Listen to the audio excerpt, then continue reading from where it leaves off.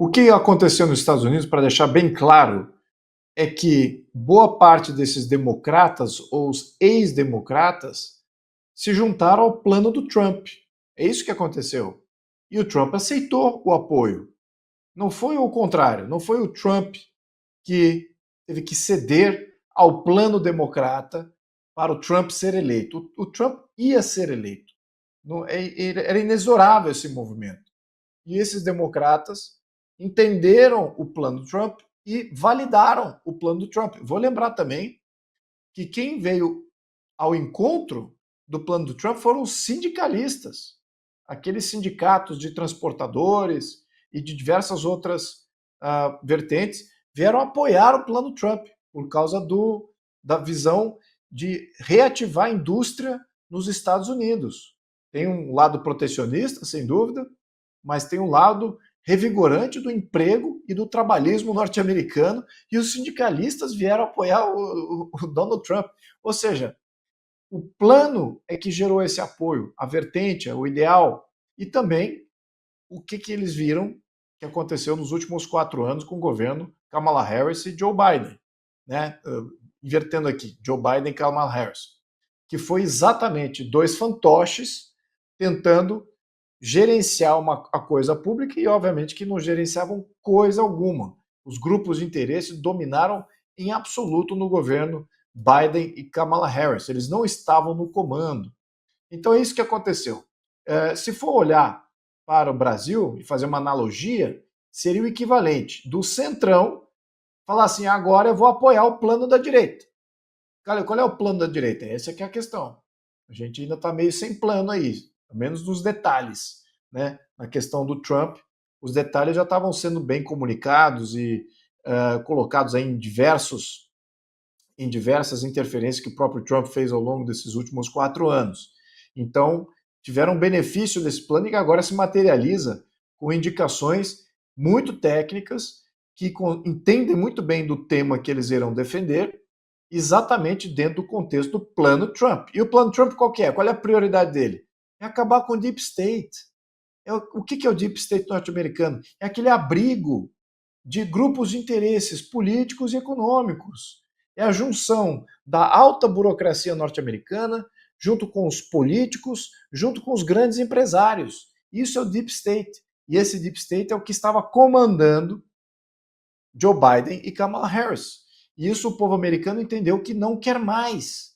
E exatamente contra isso que o tio os tios, aliás, não foi só o tio, um tio, foi os dois tios do Kennedy, combatiam esses grupos de interesse, queriam revelar e desvelar quem eram esses grupos de interesses de Deep State norte-americano que já existia na época, e foi criado sobre questões de defesa. Muito diferente o Deep State norte-americano, que foi criado aí com essas burocracias monumentais, calcadas na segurança interna e na defesa externa, que criaram um complexo industrial gigantesco com vários ativos trabalhando e estruturas de financiamento e tudo mais. Então, esse Deep State tem sido instrumental desde todo o pós-guerra, desde o final da Segunda Guerra Mundial, tem sido uma grande eminência parda no jogo dos Estados Unidos. Não é o Deep State brasileiro. O Deep State brasileiro não é baseado em questões de defesa e segurança nacional. Infelizmente. O nosso Deep State é baseado em questões sociais, é previdência, saúde, educação, é assistencialismo, é todas as empresas vinculadas nessas estruturas de burocracia. Ou seja, empresas mamam, e os políticos corruptos mamam no Deep State brasileiro. Então, o que o Trump fez? Se for, de novo, trazer para a analogia de Brasil, seria o equivalente ao centrão brasileiro aderir ao plano da direita. E o plano da direita significa o quê? Vamos desmantelar o Deep State brasileiro. Vamos desmantelar esse estado de bem-estar social falso que foi gerado nos últimos 100 anos através da esquerda e do centrão, do próprio centrão. Então, é exatamente essa seria a analogia correta aqui. Muito bem. Então, eu queria só deixar esse ponto só para esclarecer quem apoiou quem, porque, na verdade, lá foi o centrão apoiando a direita, né? E como a gente viu, e a direita aceitando esse apoio, e não a direita apoiando o centrão, como a gente pode ser levado a indagar. Eu só queria terminar o comentário aqui, porque tem coisas mais importantes aqui com relação ao que aconteceu nessa imagem que vocês trouxeram do Biden. Veja o Biden ali completamente fora do seu próprio controle. Ele não está no controle de si próprio e certamente ele não está em controle dos Estados Unidos, em nada dos Estados Unidos. E mesmo nessas condições pífias, patéticas, falimentares, ele consegue escalar uma guerra internacional com uma potência nuclear que é a Rússia, que é um arqui-inimigo tradicional dos últimos praticamente 100 anos, 120 anos. Muito bem. Veja o que é isso, o que é sinal do quê? É sinal de um sistema que de fato concentra muito poder. Essa que é a verdade. É uma propaganda negativa contra o presidencialismo que foi gerado e criado numa época onde existiam impérios comandados centralmente, com concentração absoluta de poder.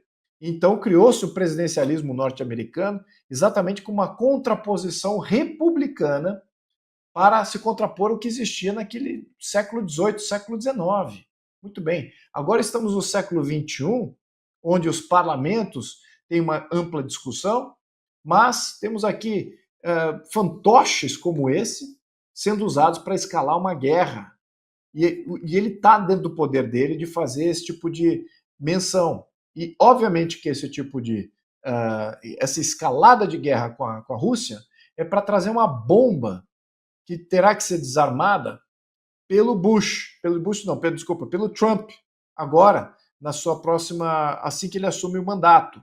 E é muito mais difícil você desescalar uma guerra quando você já aprovou o uso de armamentos nucleares de longo alcance. Isso realmente coloca uma fragilização, uma tentativa de fragilização do próximo governo e é uma propaganda negativa do modelo presidencialista. Não acredito que se tivesse parlamentos conversando entre si, teremos esse tipo de dicotomia. Claro que não estamos tratando com nenhum bonzinho do outro lado, nenhum parlamento do outro lado. Estamos lidando com uma ditadura, sim, uma autocracia absolutista, que é a questão da Rússia, não tenha dúvida. Então tem que ter modelo forte de um lado versus um tirano forte do outro. Sem dúvida. No entanto, fica aqui o fato de que Biden sozinho está escalando uma guerra, um conflito nuclear. Certamente que isso não seria o caso se a decisão fosse mais coletiva dentro dos parlamentos. Seria muito mais bem abordado. Eu tinha um último comentário também com relação Bom, o time técnico aqui, eu tinha comentários aqui com relação ao time técnico, mas eu não quero tomar muitas delongas aqui de todos aqueles que estão participando, sobretudo um que é um específico que eu acompanhei, que é o Mark Rubio. Não só ele é cubano, mas ele tem uma linha política totalmente alinhada com o presidente Trump e no que o presidente Trump gostaria de ver. É um país forte, belicamente forte e também na questão de defesa da América Latina. Marco Rubio entende muito melhor do que praticamente todos ali no seu gabinete a América Latina. E o que ele entende da América Latina? Que eu vou deixar bem claro isso aqui para que a gente não faça nenhuma fantasia. Tá? Deixar isso bem claro dos americanos que eu conheço, os amigos norte-americanos. América Latina como amigo, ele não vale muito dentro do escopo geopolítico internacional. A América Latina não tem esse valor geopolítico como amizade. A América Latina tem somente um valor pela sua inimizade. E o que está acontecendo? A América Latina inteira está caindo no colo da China e da Rússia. E é exatamente isso que ele vai querer evitar. Então, podemos esperar uma medida importante com relação à América Latina, mas exatamente de debelar esse avanço de China e Rússia, que são jogadores geopolíticos internacionais, e olham a América Latina como sendo uma possível Ucrânia. O que eu estou dizendo com isso?